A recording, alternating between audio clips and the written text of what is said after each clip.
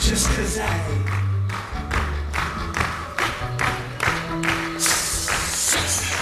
just 'cause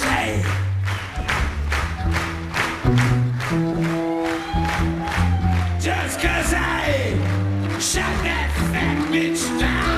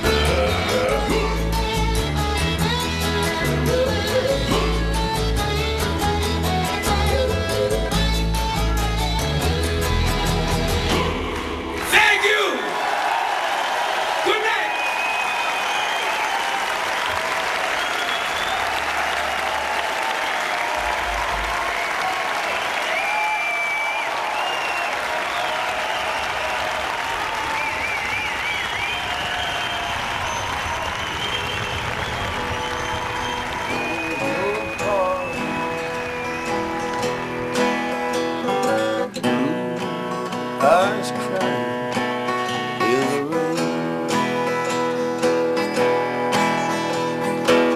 Someday when we'll be way up yonder, we'll walk hand in hand again. In the rain, those old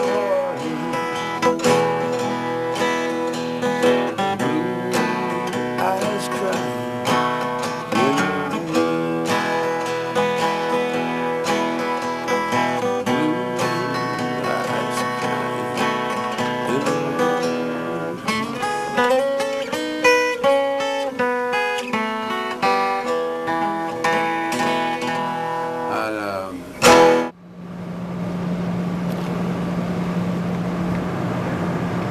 we would sneak upstairs here and we would sleep here on the rooftop.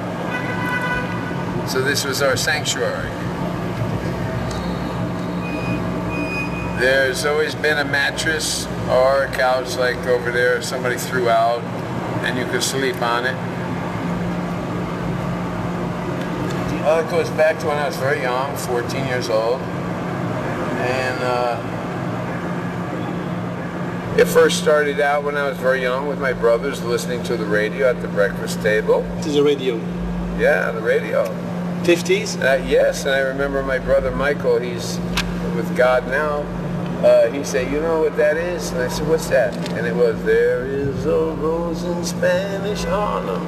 He says, and then another Drifter song would come on. And he said, you know what that is? I said, what's that? He said, that's the sound of Spanish Harlem. And I'll never forget that, and it always stuck with me. So I've always had a little bit of that Spanish thing that I've always been very attracted to, is the emotion, the text. There's things you can sing in Spanish you could not sing in English. Now I try to get the most out of it, turn it, you have to turn it backwards, you know. But it was the emotion in the music. It was the emotion.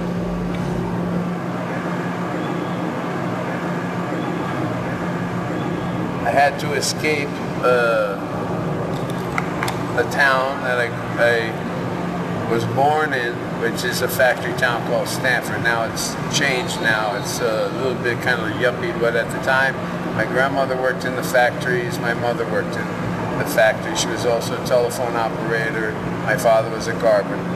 So where does a 14-year-old boy run to when he gets in trouble in school, this kind of stuff? Well, I split. I left. Me and a friend of mine, we both left for Greenwich Village. What have I learned from this? What have I I don't really have too much like high esteem, you know. I think I just learned how to survive, just survival. This is the jungle. This is the concrete jungle, okay? And it's better to be the little guy than the big tiger. The tiger is very noticeable, but when you're a monkey in the tree, nobody sees you. Then I got into a life of petty crime, you know, and dealing with bad things, doing bad things, stealing apartments, things in apartments, anything you got. What do you got? You got everything from television sets, radios, you got furniture, you have antiques. But we wouldn't get very much money. We got enough just to, you know, get by. It was pretty good. We were very good at it. You know, we were very small. I was very, very thin. I could slip through the window. My friend took care of the security, you know. So if I saw somebody in a beautiful suit, and I could not afford this, I could not afford a beautiful guitar, and I wanted these things so bad. You're hungry. You're young and you're hungry and you want these things. It's natural. Then I got an old Stella guitar, and it was so far from the neck I couldn't push the strings down.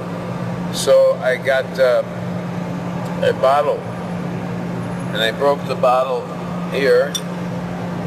Okay, I broke it off, and it was like, you know, crooked, and I stuck my finger in there, and I learned to go.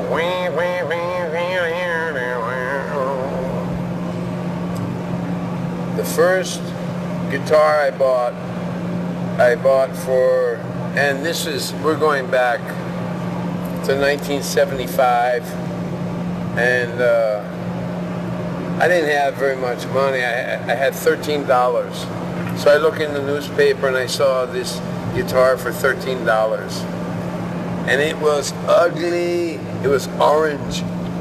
So I said, what can I do with this? It's so goddamn ugly. Ugh. So I was in a secondhand clothes shop, and I saw this shirt that was like fake leopard skin. So I figured, well, if the band is Willy DeVille, and Bo Diddley had a mink guitar, square guitar that was mink covered, well, then Willy DeVille should have a leopard skin guitar. So I took this fake leopard material and very carefully glued this on. And this was the first that anybody saw that leopard stuff.